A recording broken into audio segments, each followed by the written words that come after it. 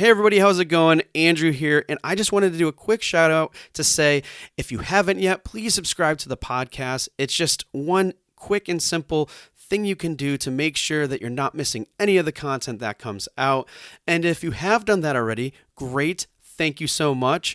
And I would also love it if you could just rate the show or write a review. Just recently, I was going through some reviews that I had of the podcast, and honestly, outside of the positive ones, I saw some that were provided some really great constructive criticism, and you have no idea how helpful that can be for me in terms of making sure that we're doing a good job, a better job with the show and improving it. So again, if you haven't already, please subscribe to the podcast. Mean the world to us. And also write a review. Just take a moment. If you really like the quality of the content that we have here, would love to hear your thoughts. Would love to see those ratings come in. And if you think there's ways that we can improve, let us know that too. Because again, it's all really helpful in making sure we're providing the best quality possible for you guys. So thanks again for being listeners. And now let's get to the show.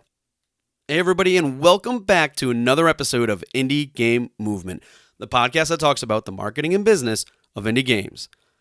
I'm Andrew Pappas. I'm going to be your host today, and this is episode 275, where we're going to be talking about why you should treat other games as competition. Well, a lot of us in the dev and gaming community might not like the idea of being competitive with each other. The reality of it is, we're still in a competitive market. Knowing this, I thought it would be worth sharing some of my thoughts as to why having a mindset of being competitive can help you think in different ways to stand out more while still improving yourself and being creative and finding ways to improve results for you and others. So that's what we're going to be talking about right here today on Indie Game Movement.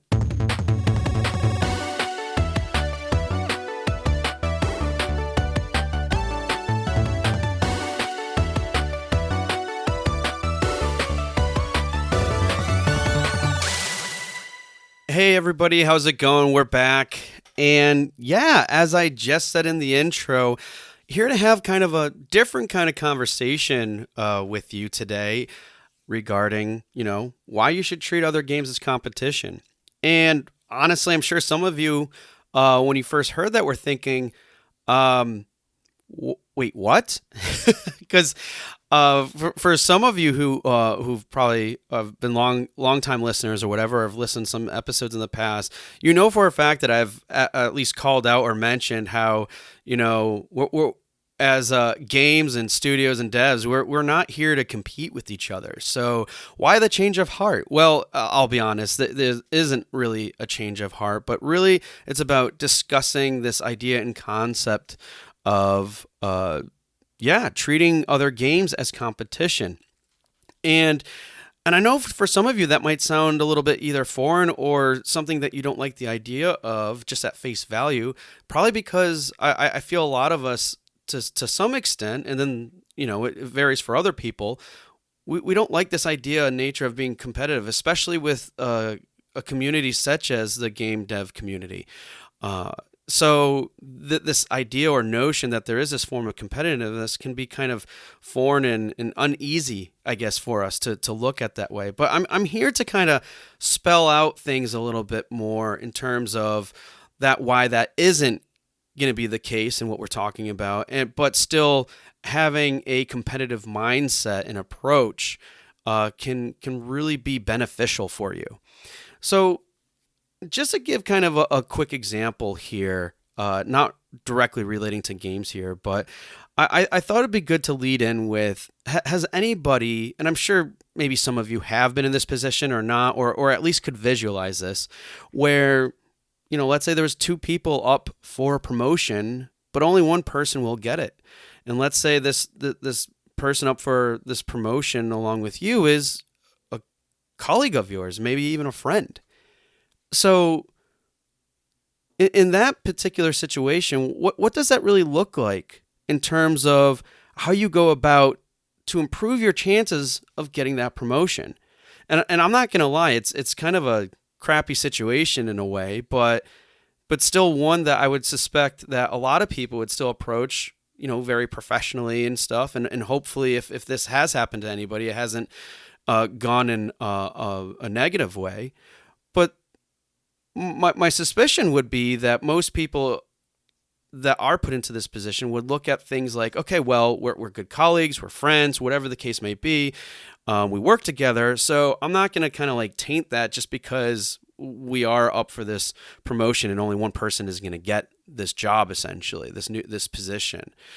And so how would you go about making sure you're that person?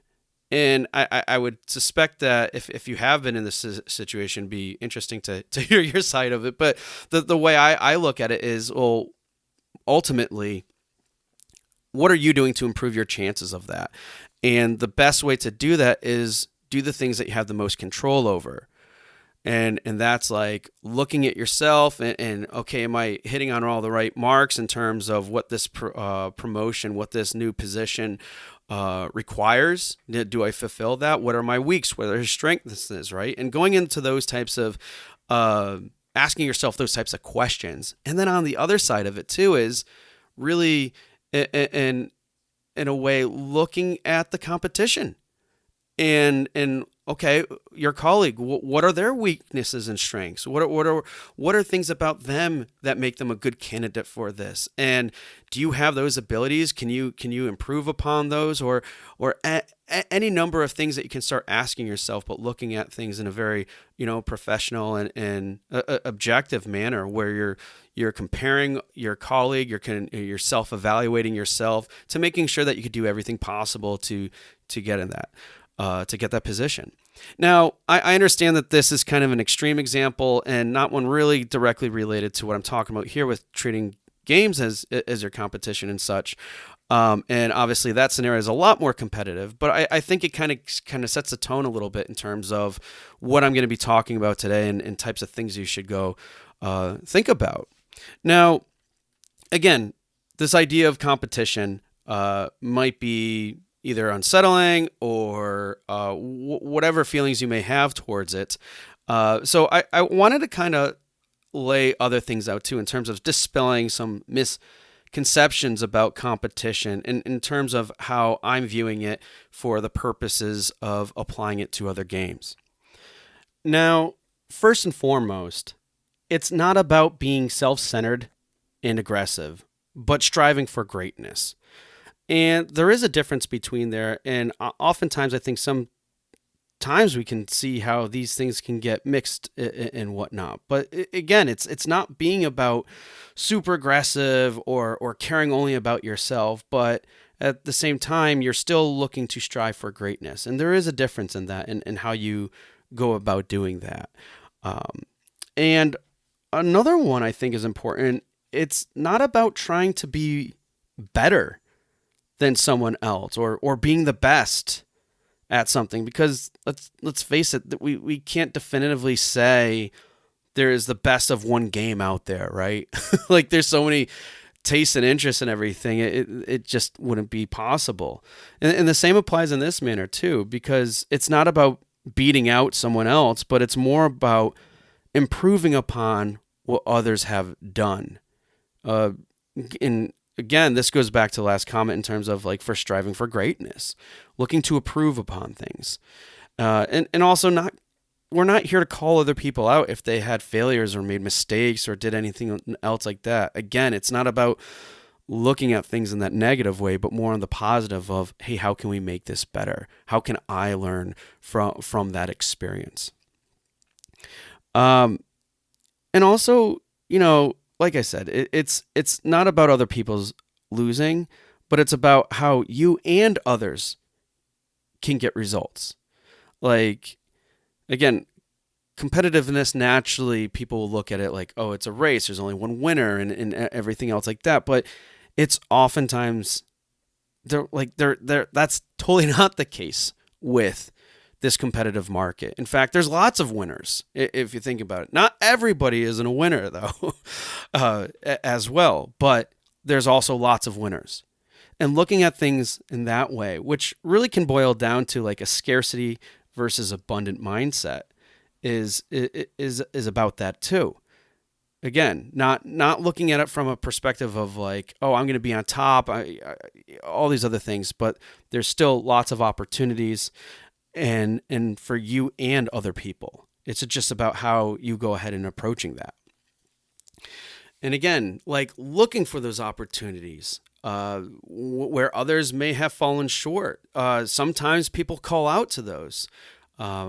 Where they're like, hey, look, I was doing this and I realized that while it was going well for me, we missed out on a big opportunity here. Example that comes to mind is Prolatria CEO, I believe Seth, he was giving an interview for Spellbreak and how that game was able to grow so much. And in part of the interview, he mentions how they were part of their growth strategy was through their community efforts and such, in terms of new community members referring others so people could get faster access to their beta. And while they were getting new members to really showcase the game and speak for it and say, hey, look, because they were incentivized to do so to get quicker access, those people who are making that commitment and all that action to help provide them with that growth, they called out to saying, hey, we could have rewarded them and we didn't. That's a quick and simple explanation of how that could be. But what are these other opportunities that others missed out that you might not be looking at if you're not going in with this competitive mindset? So that's what I want to talk about now is kind of what are the benefits of having a healthy competitive mindset. So first and foremost, I would say it really helps increase your motivation. And here's some reasons for that, right? If you approach things by looking at how other people are doing things, like what are their strategies like and everything, you can definitely get inspired by what other companies are doing. How often have you gone about creating a game or getting ideas for things because you've seen someone else do those things, right? I mean, they can be very inspiring in a lot of cases. And the more you dig into it, the more you can find other things that can spark just new and creative ideas for your game. How you know, what types of events that you might be having for your community. It could even relate to your actual gameplay in itself. So when you're going in with this mindset of being a little bit more competitive, and like just being a little bit more driven to how you do things, you're what happens is these ideas and thoughts are more on your forefront. They're more top of mind for you. And the more you start doing it, the more you're going to be regularly thinking, oh, wait, yeah, we could do that, but what's another way we could do it and make it better? Or, oh, wow, this is another way we can do something that would be even more fun and work better for my community or for my game or for my strategy, whatever the case may be. But again, what this does is kind of like, by always exploring these ideas and stuff, it kind of creates that feedback loop where you start getting more and more motivated. And I think that's an important thing too, because slowly developing a competitive nature like this it could be really helpful for some people, especially the ones who are like, I don't get marketing. I don't know how to go about doing it or whatever.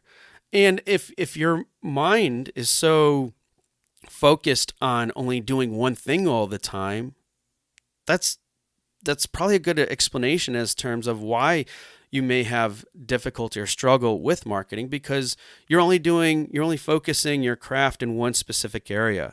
And it's not saying you need to completely like change everything, but still, the more that these things are on the forefront and the more that you're doing it can potentially get more motivating. I know it's not for everybody, but by going through this process and being a little bit more approaching things with a more competitive mindset, you can start getting a lot of different ideas and such of things to motivate you even more to go further with that. Another thing about having a healthy competitive mindset is doing so can provide you with greater clarity. And what I mean by this is when you're moving forward with saying like, oh, how can I improve upon this game's marketing strategy or whatever?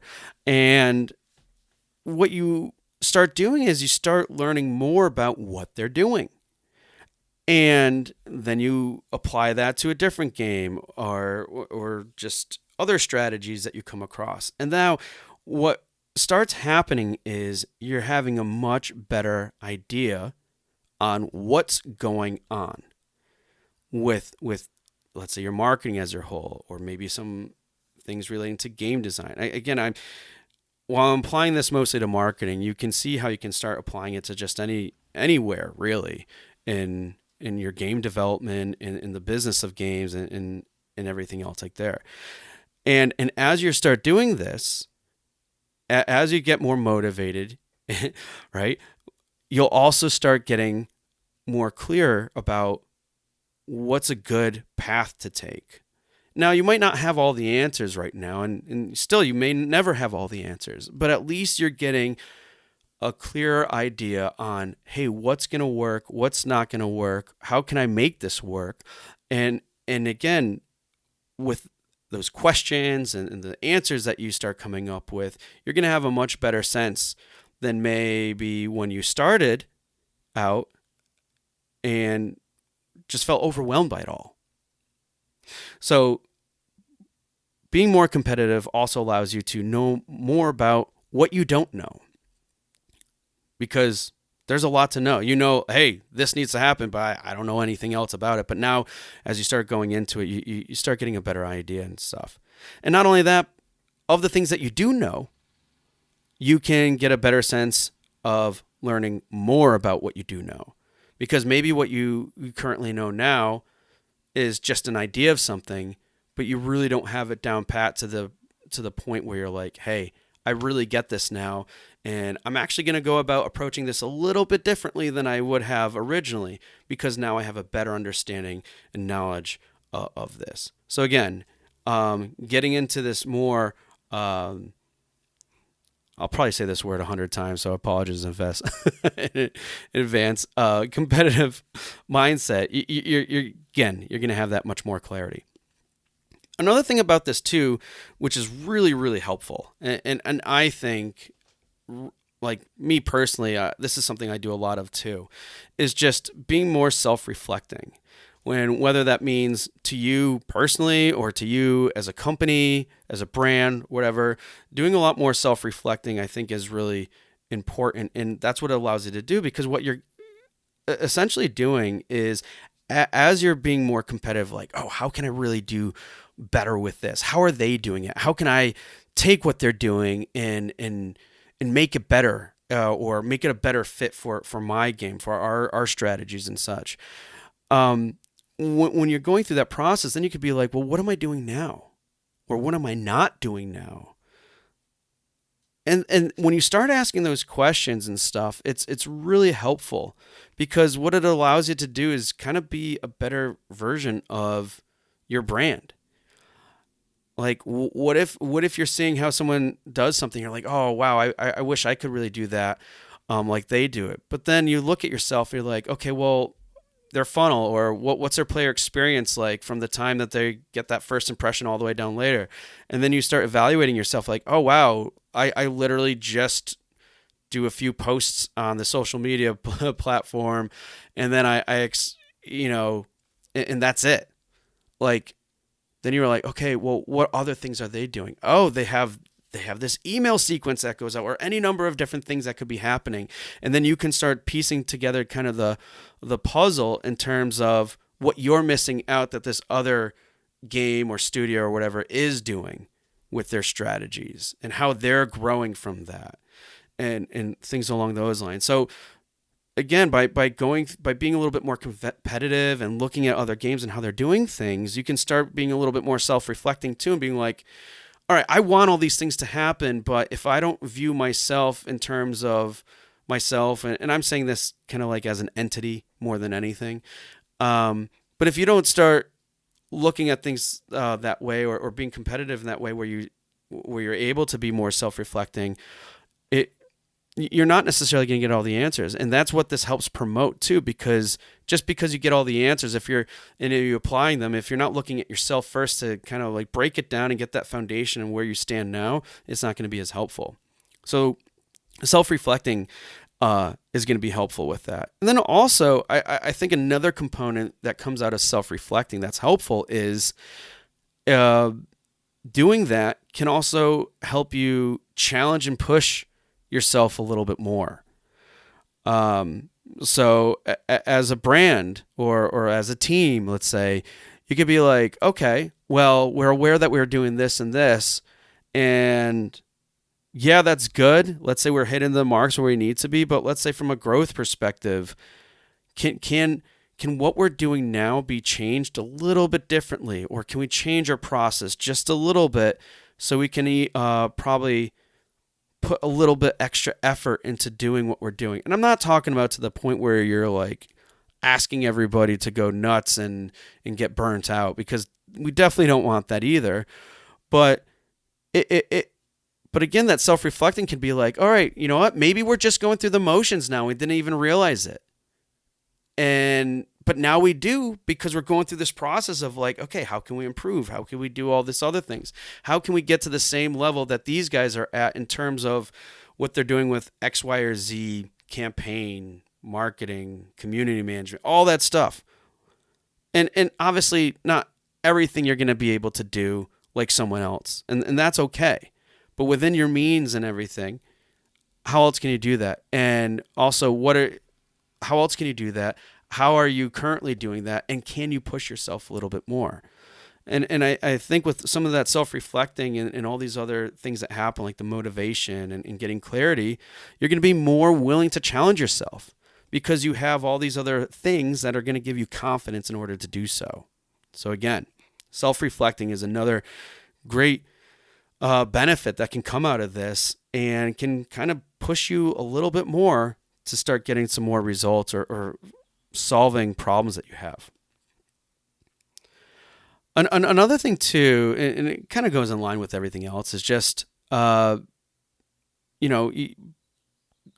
this will give you different insight, and it will also help you differentiate your game.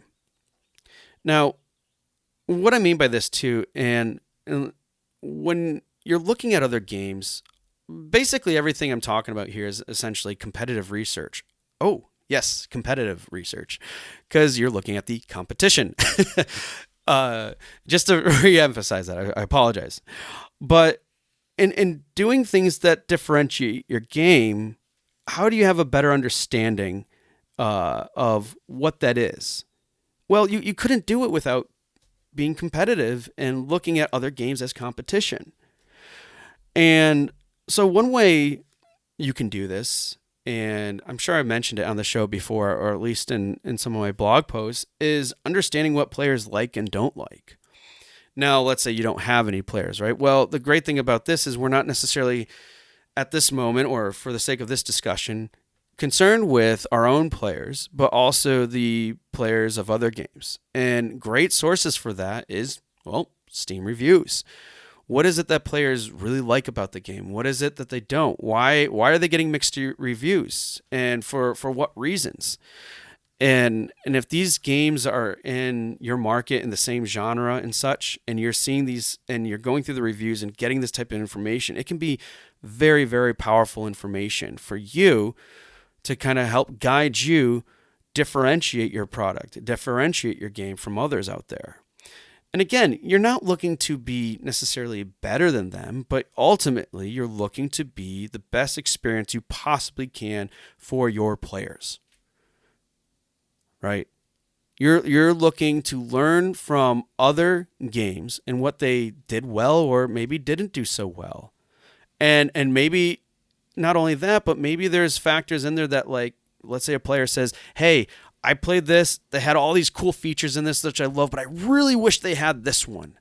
Well, let's say you have that one, or you can incorporate that somehow to your game. Well, that's just, again, another way that you can help differentiate your game to stand out more. And this really wouldn't be made possible if you didn't have that good understanding of what players are looking for.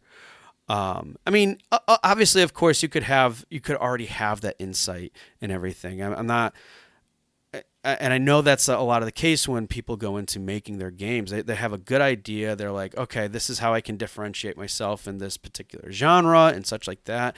But again, at the end of the day, it's going to be the players who kind of make these calls and make the decisions. So if you can get that much insight and everything from them, from other games, from in these players' experiences, it can further help you differentiate yourself. And then a big thing that's important to me on the show that we talk about a lot is having a competitive mindset can also help you become more empathetic of others. Again, the example I just shared with you of finding out what players like and don't like, you can all, in doing so, you're a little bit more empathetic to their pain points and things that they really care about. And if you're more understanding of what those things are, that can help you with your communication with them. That could help you in terms of where's the best place to communicate. So there's so many other different ways where from that, you start now having a better understanding of how to communicate with your players more effectively. Maybe you do so in a more frequent basis than this other game has that was doing really well. And you're like, wow, through this, we can see that much more engagement happening because we are communicating with them, whether it's like social media posts or whatever it might be. You can start, again, piecing together this puzzle in terms of how to do better at these things, and while along the way learning how to be even more empathetic with others, which gives you a lot more opportunities to further engage with them and everything, and all these things, and like start kind of playing with each other, like working with each other hand in hand in terms of what you can do beyond that. So just to kind of go through this list again real quick, the benefits of being competitive, and I say so with a healthy competitive mindset, can help increase your motivation. It can provide clarity. It can allow you to be more self-reflecting, provide you with different insight to differentiate your game and to be more empathetic. So we went over some benefits here, but there's also some things I want to be careful with and outline a little bit here too. One of which would be, and I think this is the main one right here, or one of the main ones, is the difference between learning and competitive learning. Now, the reason why I'm calling out to this, because I know a lot of you might be thinking right now, well, that's just, some research, that's just, understanding and learning essentially about other games. It's not necessarily, being competitive. And I can agree to that to a point. But I think why it's needed to differentiate between learning and competitive learning, just learning in general, that approach is a lot more passive. So if you're looking to do they do these things differently. And again, these are my thoughts, and this is how I would approach it. But if you're just going out there to learn things, you might not have the same level of drive or need to fulfill these types of things, or to fulfill different ways to stand out, than if you were going in with a more competitive mindset. And what I really mean by here is, I guess I just said it. It really just comes down to having a bit more drive. If you're looking at it with that lens and really striving to be like, how can I really improve upon what these guys did and really capitalize on that? And like saying something like that, like, oh, I want to learn how they did it.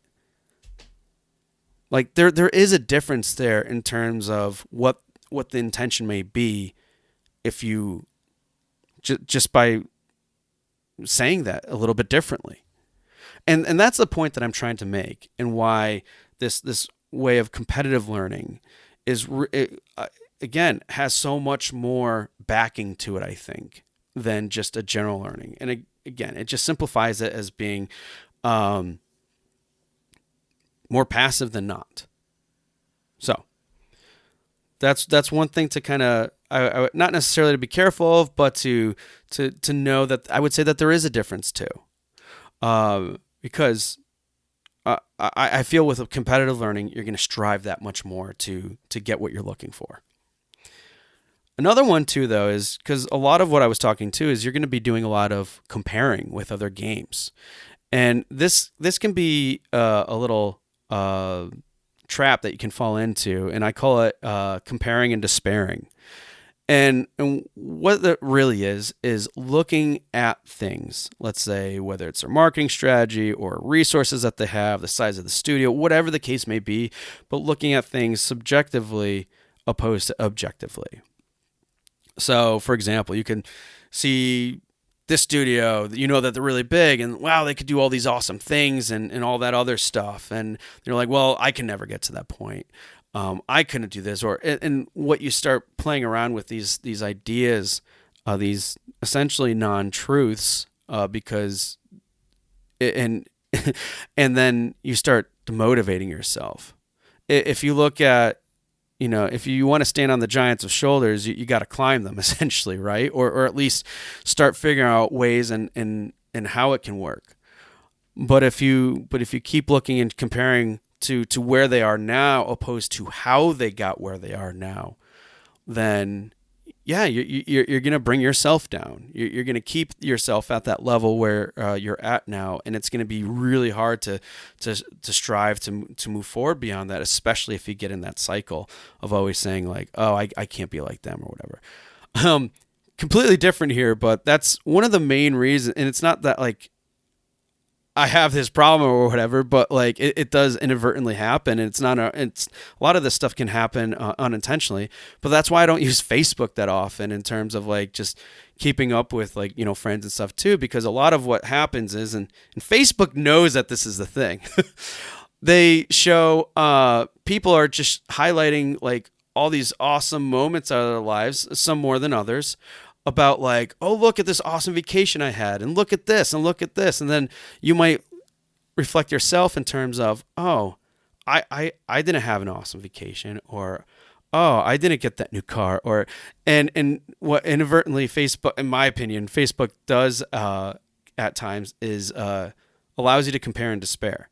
Now there's other great things that Facebook can do and things like that, but after a while it's like, I just never really wanted to get involved with that type of stuff. And that was just my point. But if you're not careful, that can easily happen. And that's why sometimes I'm like, oh, then it becomes more on the forefront. And then you're thinking in negative and non-abundant terms. And you can see why compare and despair isn't good. So yeah, I use Facebook for personal use as an example there. But I think you can understand the reason why it can kind of become a trap if you're not careful. And again, we're looking at things here from an abundant perspective of opportunities and things like that way. And comparing and despairing don't do that. So that's why it's important to look at things objectively. Like, okay, how did they do this? What are ways that they did this? I know they're much further ahead than where I want to be, but let's figure out how that happened, how they got to that point. And even if it's realistic for me to look at this type of game right now where they are compared to maybe another game. Because maybe that where you're looking at one title and studio, maybe they're like 10 years ahead of you. So is that going to be helpful for you to achieve that? So again, don't compare and despair. Look at things objectively. Another thing too is getting hyper-focused on the details. I know a lot of devs, and I know some in particular can get really hyper-focused on details. And I think what they say, the devil's in the details, or paralysis by analysis, all these things kind of relate to this. Because when you get too caught in these specific details and all this other stuff, what it ultimately can do is really limit your ideas on things. And when you have a competitive mindset, that's not really the point of it.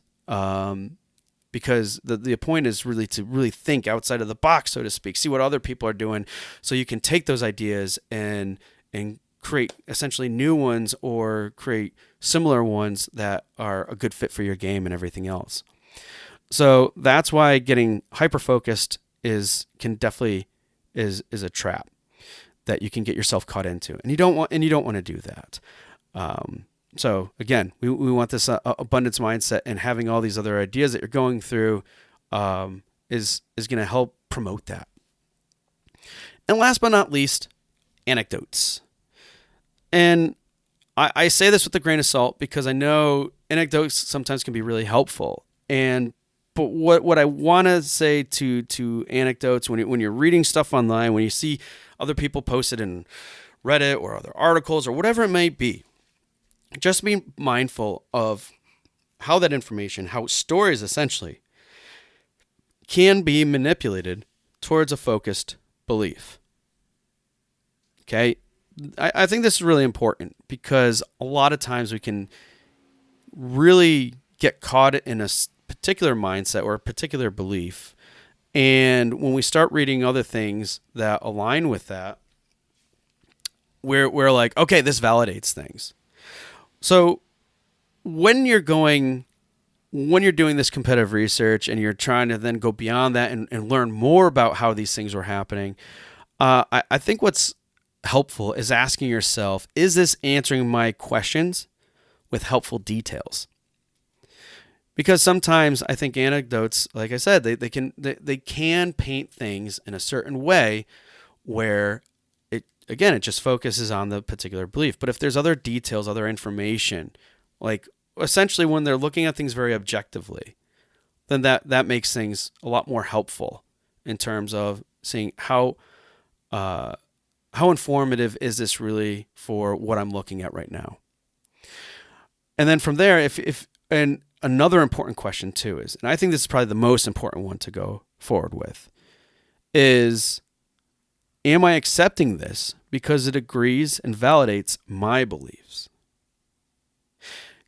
That's a really big and important one because, again, with a competitive mindset, the whole purpose, one of the main purposes, I should say, that you're going to have and try to go in with this mindset is so you can find other ideas maybe that they don't necessarily align with your beliefs, but they can still work and can still be very valuable to you. Because let's say, here's a very extreme example that I've come across in the past before, which is, again, extreme example. I've used paid advertising for my ads, and ads don't work for my game. Now, there's lots of other stuff out there where people have used this and they have their own reasons for it and everything. And at some time when you look at that, you could be like, okay, yeah. And there might if you see it a lot, there might form this general idea that ads don't work. Now, do ads work for every game? Of course not. Can they work really well for others? Yes. And there's obviously you can already get an understanding probably that there's so many different ways and approaches and things that you can do with ads that someone simply making a statement that ads don't work for my game, therefore they don't work, it isn't really helpful. And let's say if you started developing this belief from all this other information that you've been like hearing or word of mouth, whatever the case may be, that let's say ads weren't good, again, extreme example, then are you now accepting this because it agrees with and validates your beliefs? And where do those beliefs originate from? And it's not to say that these people's experiences weren't valid or weren't true.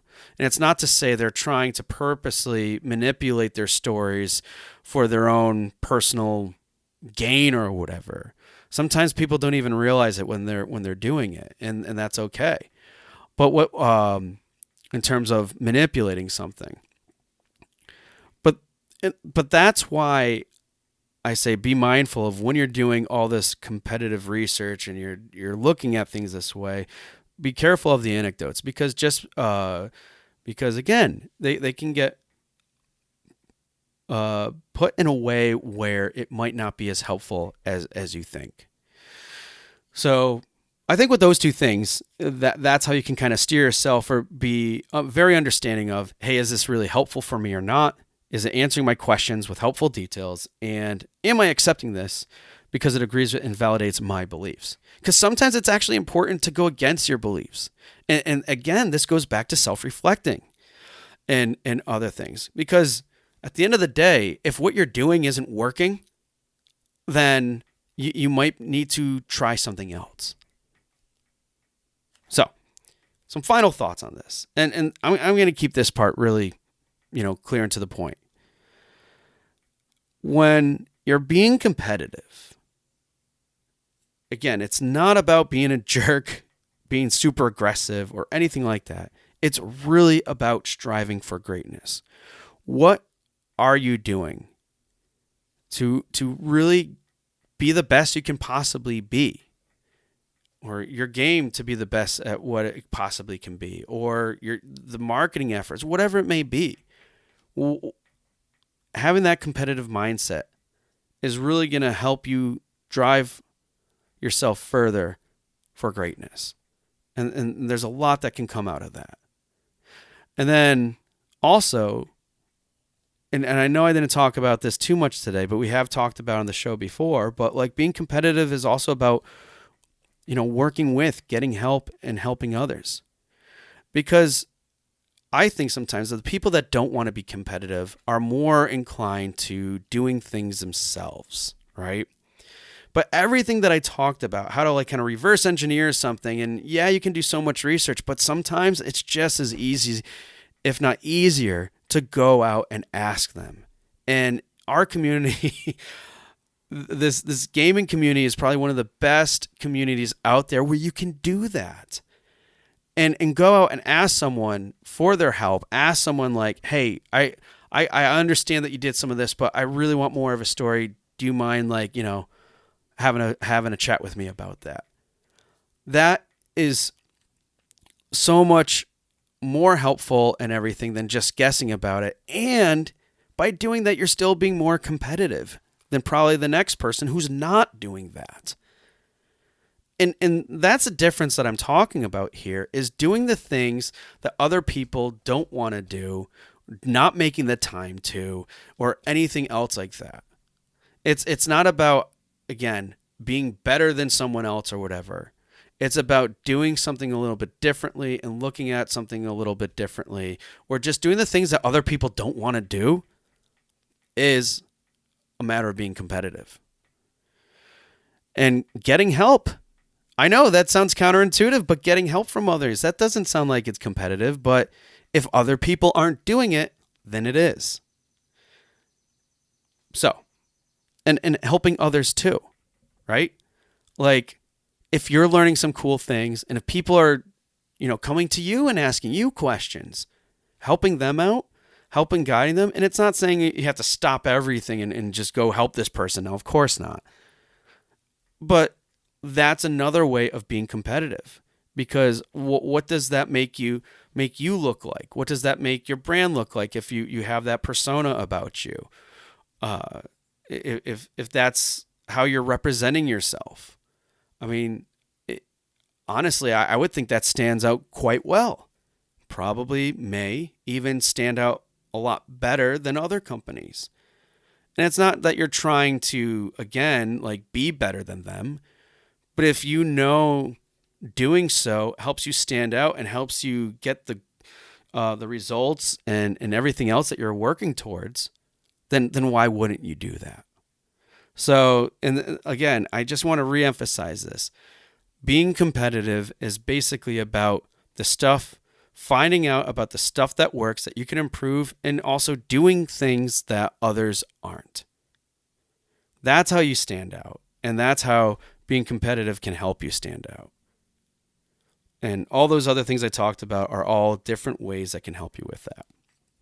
So, again, just my thoughts on all this subject. I hope you got something from this in terms of just looking at things a little bit differently and how you should be competitive with other games in the space so you can basically better yourself and you can stand out a little bit more. So thank you so much for listening today, and we'll see you next time on the show. Hey everyone, thank you for listening to another episode of Indie Game Movement. I'm Andrew Pappas, your host, and the show's producer is Mustafa Price. If you enjoy and value the show's content, you can support us even more by going to Patreon and visiting www.patreon.com/IGM podcast and select the tier that best suits your needs. Show notes for this episode can be found by visiting rengenmarketing.com, the number episode of the show. Rengen Marketing is a consulting marketing company that helps indie devs with their marketing efforts. Whether you need guidance with your game's marketing strategy or could use a free marketing plan template, then please visit www.rengenmarketing.com and take action. A special thanks to Dakota Saw for Season 2's opening theme and Melissa Gellis for the new logo design. And as always, thanks for being such great listeners, and we'll see you next time on Indie Game Movement.